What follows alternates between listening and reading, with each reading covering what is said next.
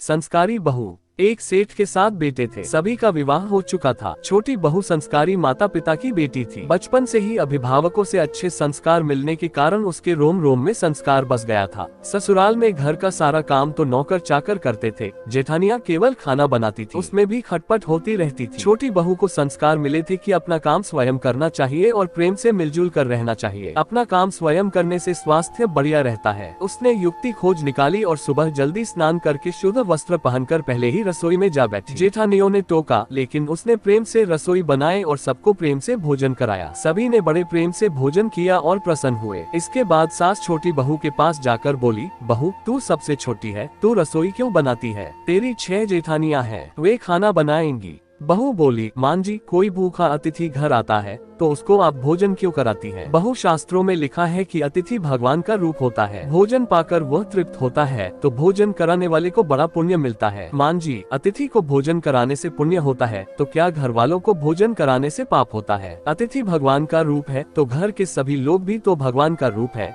क्योंकि भगवान का निवास तो सभी में है। अन्न आपका, बर्तन आपके, सब चीजें आपकी हैं। मैंने जरा सी मेहनत करके सब में भगवत भाव रखकर रसोई बनाकर खिलाने की थोड़ी सी सेवा कर ली तो मुझे पुण्य मिलेगा कि नहीं? सब प्रेम से भोजन करके तृप्त और प्रसन्न होंगे तो कितनी खुशी होगी। इसलिए मान जी, आप रसोई मुझे बनाने दे, कुछ मेहनत करूंगी तो स्वास्थ्य भी अच्छा रहेगा। सास ने सोचा कि बहू बात तो ठीक ही कहती है, हम इसे सबसे छोटी समझते हैं, पर इसकी बुद्धि सबसे अच्छी है और बहुत संस्कारी भी है। अगले दिन सास सुबह जल्दी स्नान करके रसोई बनाने बैठ गई। बहुओं ने देखा तो बोली, मान जी, आप क्यों कष्ट करती हैं? सास बोली, तुम्हारी उम्र से मेरी उम्र ज्यादा है, मैं जल्दी मर जाऊंगी, मैं अभी पुण्य नहीं करूंगी तो फिर कब करूंगी? वो बोली, मान जी, इसमें पुण्य की क्या बात है, यह तो घर का काम है। सास बोली, घर का काम करने से पाप होता है क्या? जब भूखे व्यक्तियों को, साधुओं को भोजन कराने से पुण्य मिलता है तो क्या घर वालों को भोजन कराने से पाप मिलेगा? सभी में ईश्वर का वास है। सास की बातें सुनकर सभी बहुओं को लगा कि इस बारे में तो उन्होंने कभी सोचा ही नहीं। यह युक्ति बहुत बढ़िया है। जो बहू पहले जाग जाती वही रसोई बनाने लगती। पहले जो भाव था कि तू रसोई बना, बारी बंधी थी, अब मैं बनाऊं,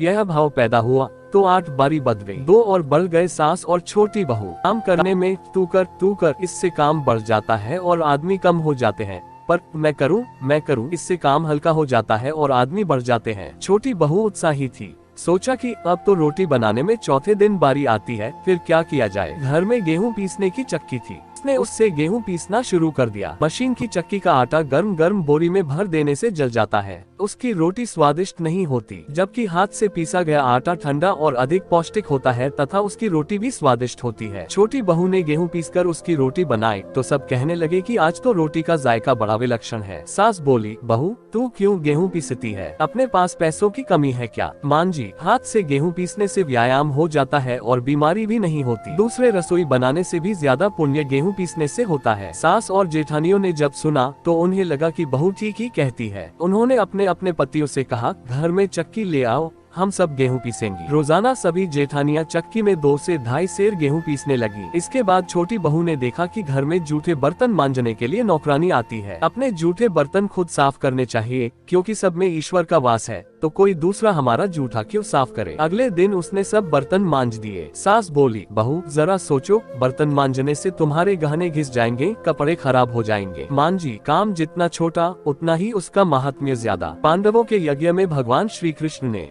जूठी पतले उठाने का काम किया था। अगले दिन सास बर्तन मांजने बैठ गई। उन्हें देखकर सभी बहुओं ने बर्तन मांजने शुरू कर दिए। घर में झाड़ू लगाने के लिए नौकर आता था। एक दिन छोटी बहू ने सुबह जल्दी उठकर झाड़ू लगा दी। सास ने पूछा, बहू झाड़ू तुमने लगाई है? मान जी, आप मत पूछिए, आपसे कुछ कहती हूँ तो मेरे हाथ से काम चला जाता है। झाड़ू लगाने का काम तो नौकर का है, तुम क्यों लगाती हो? मान जी, रामायण में आता है कि वन में बड़े बड़े ऋषि मुनि रहते थे। भगवान उनकी कुटिया में न जाकर पहले शबरी की कुटिया में गए थे, क्योंकि शबरी रोज चुपके से झाड़ू लगाती थी, पंपा सरोवर का रास्ता साफ करती थी कि कहीं आते जाते ऋषि मुनियों के पैरों में कंकड़ न चुभ जाएं। सास ने देखा कि छोटी बहू तो सबको लूट लेगी, क्योंकि ये सबका पुण्य अकेले ही ले लेती है। अब सास और सभी बहुओं ने मिलकर झाड़ू लगानी शुरू कर दी। जिस घर में आपस में प्रेम होता है वहाँ लक्ष्मी का वास होता है, और जहाँ कलह होती है वहाँ निर्धनता आती है। सेठ का तो धन दिनों दिन बढ़ने लगा। उसने घर की सब स्त्रियों के लिए गहने और कपड़े बनवा दिए। छोटी बहू ससुर से मिले गहने लेकर बड़ी जेठानी के पास जाकर बोली,